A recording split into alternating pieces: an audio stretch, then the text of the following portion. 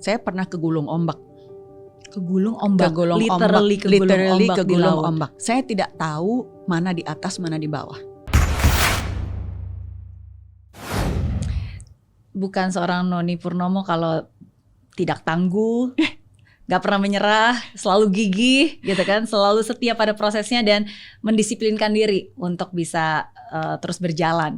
Tapi namanya juga manusia, pasti kita punya perasaan. Setiap kali gagal, jatuh pasti ada saat-saat dimana sedih, kecewa. Apa saat tersulit atau mungkin paling stres yang diingat yang pernah terjadi? Wah, kalau stres pasti ada fase-fase ya setiap kali ya. Kalau bilang yang paling, maybe that's the latest one. Waktu alih generasi dari generasi kedua dan ketiga, sementara perusahaan lagi ditempa tantangan yang luar biasa, right? Tahun 2016 kita terkena imbas yang the online transportation. Baru kita mulai naik lagi. Kemudian 2020 kena pandemic. COVID. Sementara ada perpindahan alih generasi dari ayah saya ke saya gitu, dari generasi kedua ke generasi ketiga.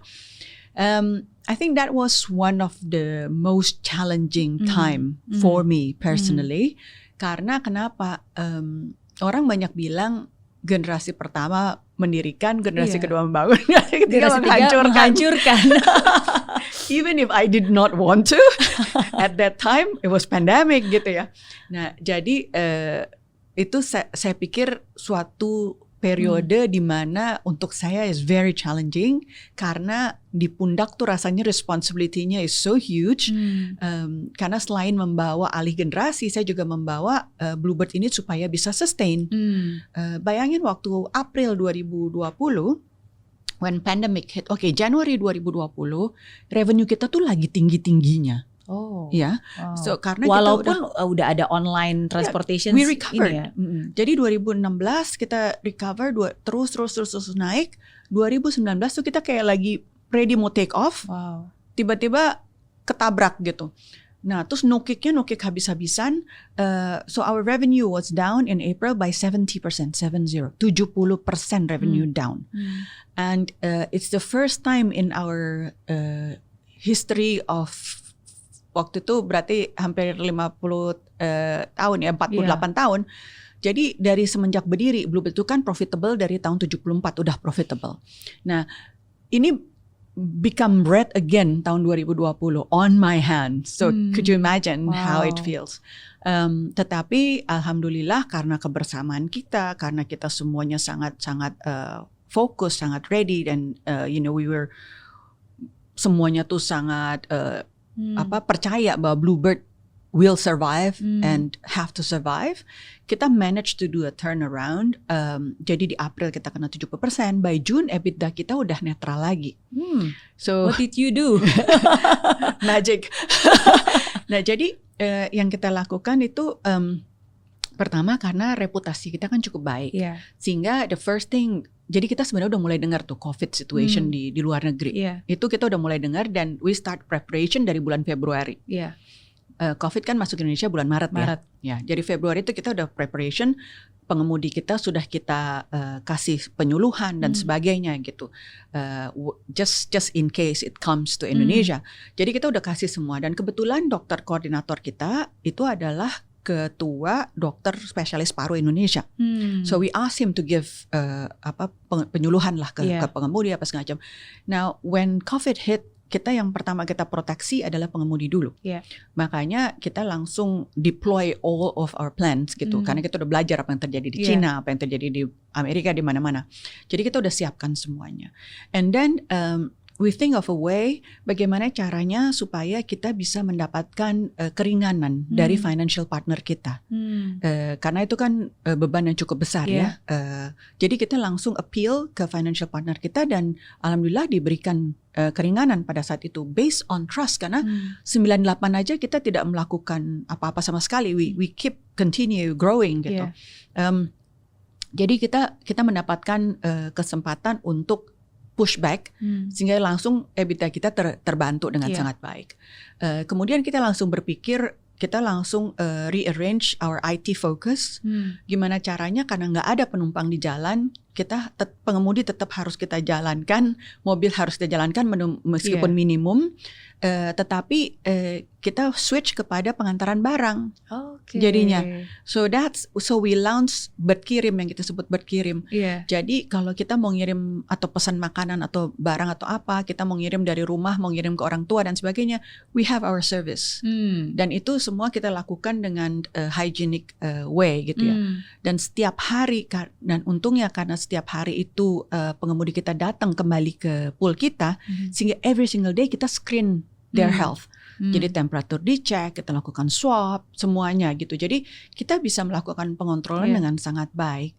Kemudian kita juga membantu rumah sakit yang pasiennya udah sembuh, itu akhirnya kembali ke rumah. Betul. Itu kan pada saat itu nggak bisa naik apa-apa, nggak ada apa-apa. So we're the only one that could provide that kind of transportation. Tentu pengemudi dengan full hazmat set dan sebagainya ya, karena kita juga mau proteksi pengemudi.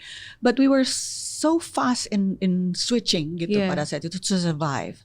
Nah tentu saja sayangnya kita tetap harus mempostpone banyak pengemudi. Jadi kita pause dulu. Sebagian besar dari mereka pulang ke kampungnya masing-masing. Tetapi beasiswa tetap kita jalankan. So that's the one thing that we as the board appeal kepada shareholder gitu, bahwa kita harus tetap memberikan beasiswa. Karena at this time nobody have enough money to pay for education, dan kita tidak boleh anak-anak kita ini sampai berhenti educationnya. So that's how we did things, sehingga pada saat mulai pick up lagi, dan we can pick up very very quickly setelah itu gitu. Tapi it was really the toughest time. Saya ingat banget waktu itu we gather our IT program, mereka tanya, Bu ini kira-kira perlu 3 bulan nih untuk just do the tweaking, and I said we don't have three months. I said we have 3 weeks. Iya betul, karena kan kayak tadi mengubah yang tadinya membawa penumpang sekarang menjadi membawa barang, itu kan berarti kan harus disosialisasikan, orang juga harus tahu, dan secara sistem pun itu kan juga harus dimodif kan. Yes, so I'm very lucky we have really great team yang benar-benar semangatnya tuh luar biasa banget gitu ya. Camping di kantor, pokoknya udah tinggalnya karena kan kita harus isolasi. Jadi udah kantor tuh udah jadi rumah juga gitu jadinya. So that was we're very grateful that we have such great team. And it's amazing how you can still keep calm, tetap tenang di tengah badai. Kelihatan tenang maksudnya.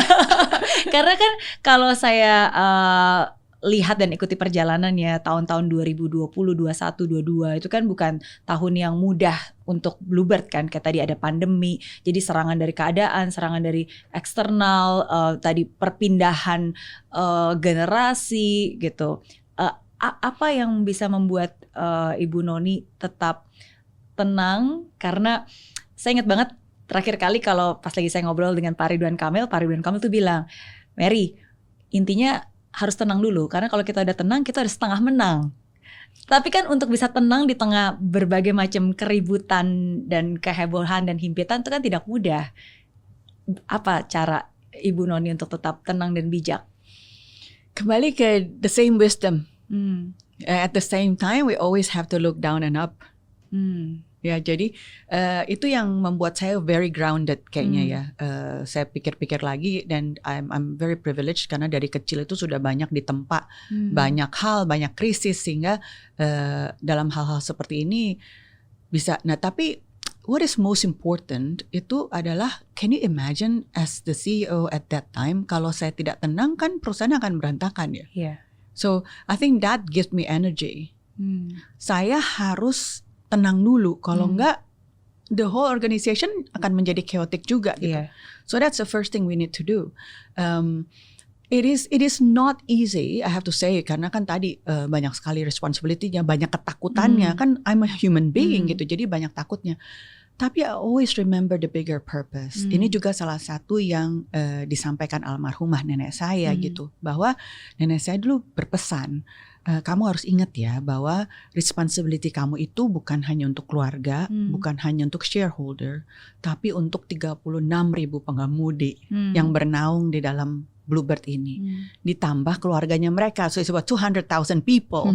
Nah, you can't give up for that reason. Yeah.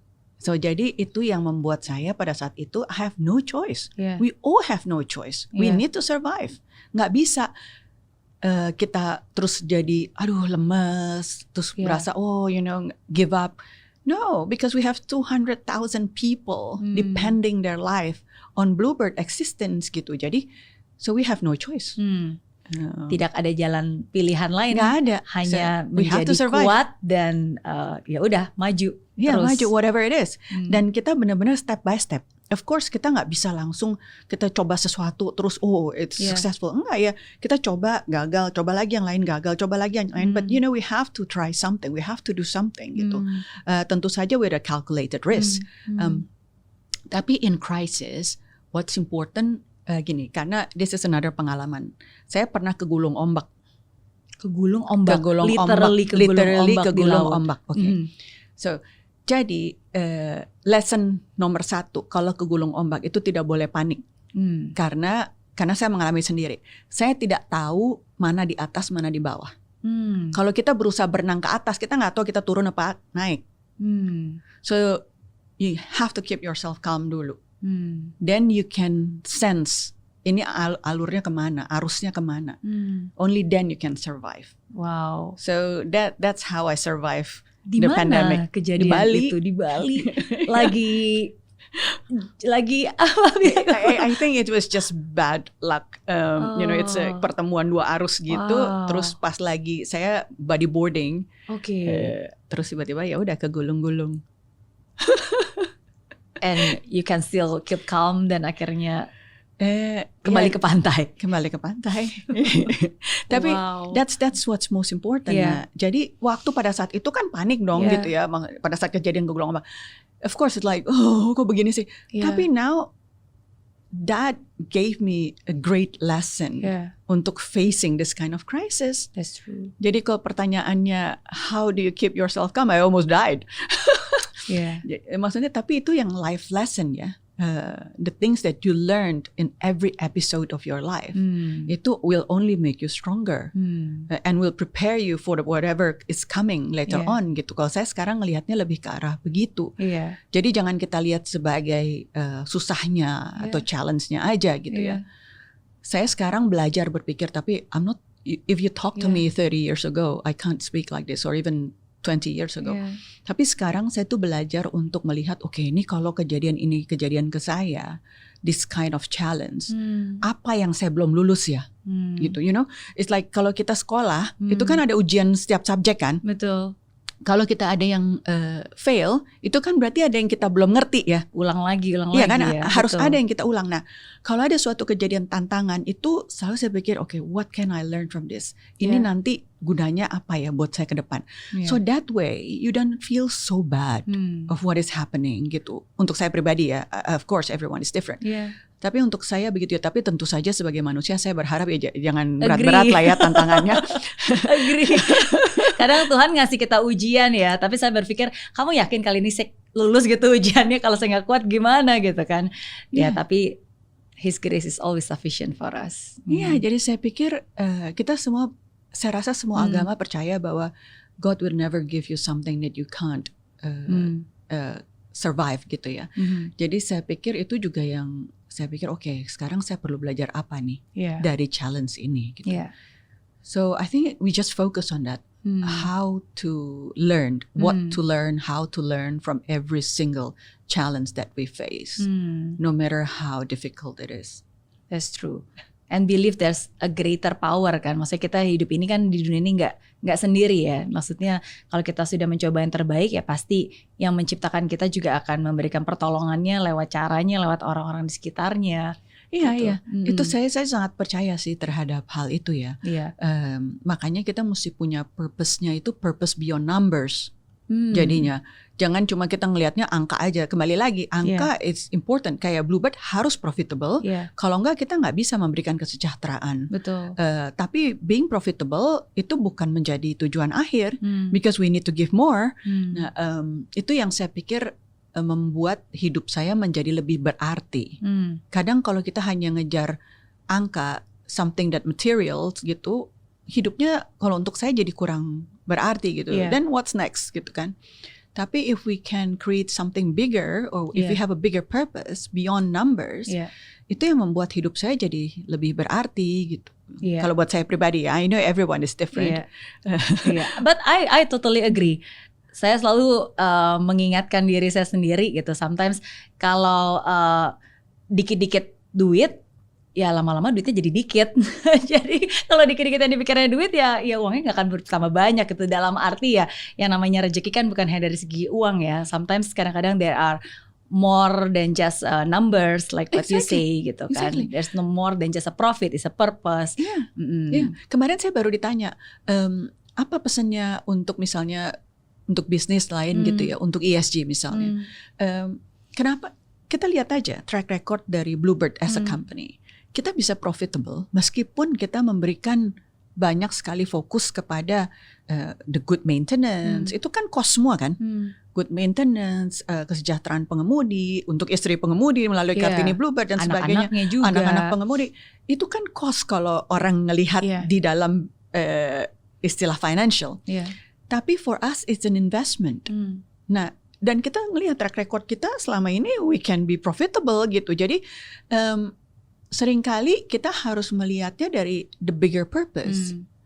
I don't think Bluebird would survive 1998, would survive 2016, would survive 2020 kalau nggak gara-gara kecintaan, loyalitas dari seluruh keluarga besar Bluebird dan juga kecintaan, loyalitas, dedikasi dari customer kita yang masih terus percaya kepada layanan Bluebird gitu. And that cannot be built within one night. Itu kan harus trust yang di-build secara konsisten dan terus-menerus gitu. And that would not be possible kalau kita hanya ngelihat dari segi materials. Dan dari short term aja kan harus always think about long term goals kan. So I think that's what's important. Okay.